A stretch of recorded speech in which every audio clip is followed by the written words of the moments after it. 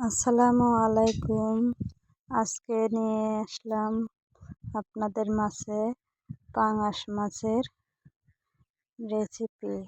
পাঙাশ মাছ দিয়ে কচু রান্না। দেখুন, এই যে আমি কচুগুলা কেটে নিয়েছি।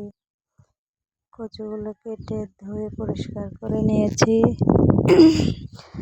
এবারে কচুগুলো কাটা শেষ হয়ে গেছে। এবার পেঁয়াজ রসুনগুলো ধুয়ে নিয়েছি পরিষ্কার করে ধুয়ে দেওয়া হয়ে গেছে। এবার মশলা বাটা হবে।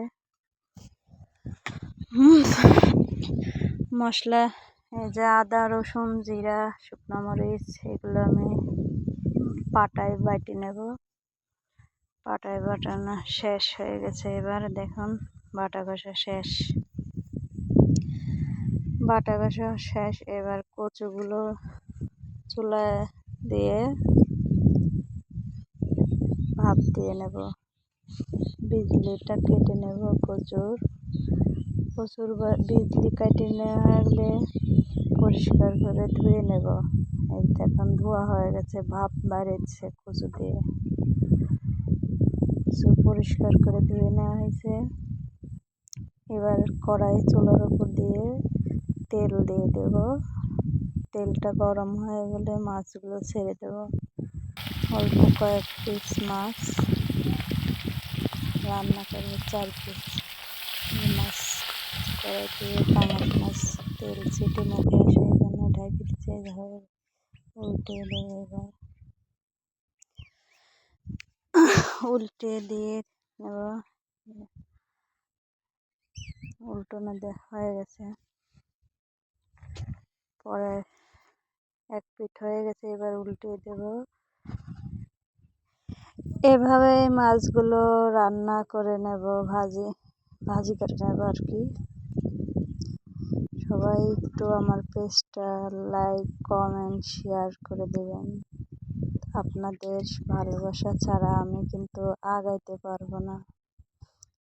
দেখুন, মাছ ভাজা হয়ে গেছে। মাছগুলো এবার তুলে নেব। তুলে নিয়ে একে একে সবগুলো উঠানো হচ্ছে।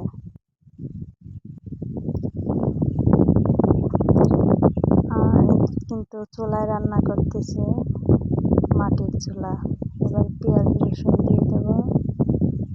পেঁয়াজটা ভাজি নাড়ে চেড়ে নেব।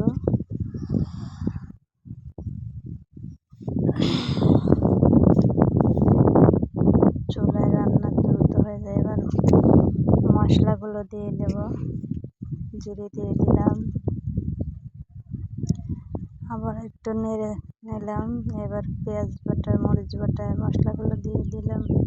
দেখুন, আবার একটু কষিয়ে নেব। এর মধ্যে একটু পানি দিয়ে দিলাম। এভাবে আপনারা বাসায় ট্রাই করে দেখবেন কেমন লাগে। আমার কষানোর মোটামুটি হয়ে আসছে, তেল ছাড়িয়ে দিছে। এবার একটু হলুদের গুঁড়া দিয়ে দেব। আবারও নাড়াচাড়া করে নেব। লবণ দিয়ে দেব। এবার একটু লবণ দিয়ে আবার একটু নাড়াচাড়া করে দেব। দেওয়া শেষ হয়ে গেলে কচুগুলো এবার দিয়ে দেব। কচুটাটা স্কিপ করা হয়েছে।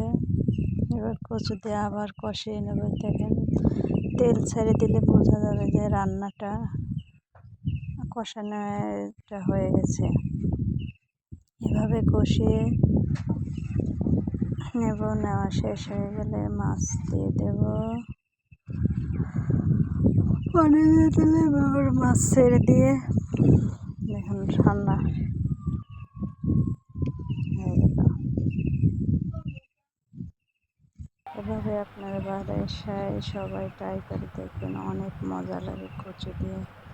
আর আমার চ্যানেলটা সাবস্ক্রাইব করতে ভুলবেন না। আল্লাহ হাফেজ।